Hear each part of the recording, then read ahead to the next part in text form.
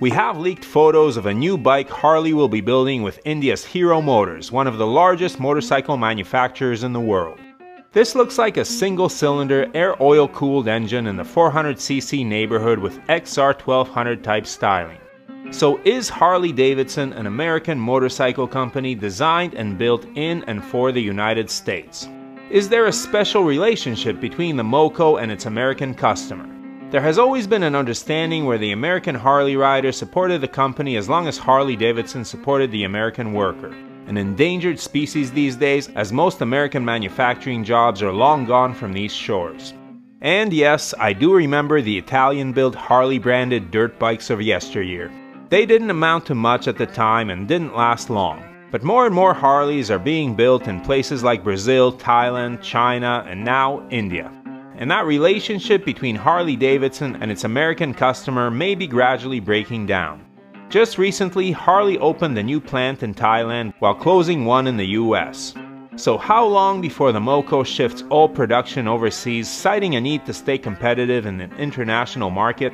We'll speculate about this topic in this video. And if you're enjoying the content, please consider supporting this channel by subscribing and liking and sharing this video with friends.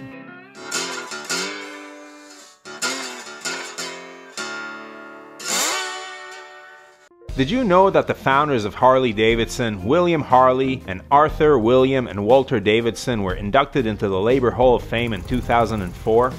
Wonder what those guys would have thought of the present management firing American workers and building more motorcycles overseas. Now, just to be clear, most of the stuff we buy in North America is built elsewhere, mostly China, so it seems weird to somehow put American motorcycles in a special category. But special it is, and Harley is not the only motorcycle brand doing this. Ducatis and Moto Guzzis are built in Italy, most BMWs are made in Germany and KTMs in Austria, although both companies manufacture some smaller models in India. Royal Enfields are proudly manufactured in India. Most Yamahas and Suzukis are built in Japan, although Honda and Kawasaki both have sizable plants elsewhere.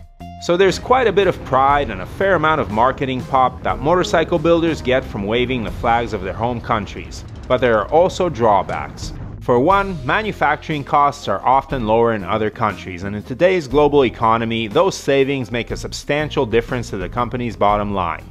One way of getting around this is to build parts of your bikes elsewhere and just assemble them in your home plant, a strategy widely used to cut costs.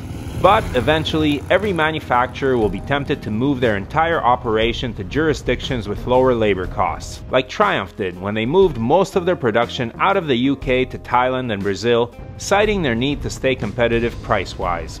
As of now, every Harley sold in the United States is built in the United States, but for how long? Aside from their plants in Thailand and Brazil, Harley recently announced plans to build 2 new small displacement parallel twins in China, or rather have the Guangzheng group build them, basically rebadged QJ motorbikes sold with Harley badges. And now another small Harley will be built in India, presumably for the Indian market, the largest motorcycle market in the world.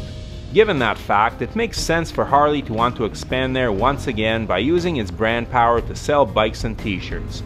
However, as legit as the Harley brand is, being one of the oldest continually existing manufacturers, it's pretty obvious that this new bike will be no real Harley. And India already has a legit classic brand. It's called Royal Enfield, and it's 2 years older than Harley Davidson. If I was an Indian customer, I'd go for the real thing rather than a rebadged Hero with a Harley sticker. Don't expect these or the Chinese bikes to be imported to the US anytime soon. Americans are no more likely to buy them than they were to buy the Indian-made Street 500 and 750 bikes which were recently discontinued. However, the Brazil and Thailand-made Harleys are the real thing, and theoretically there is no difference in quality between them and American-built ones. So how long do you think it'll be before the Harley brass decides to start slipping these motorcycles into US dealers?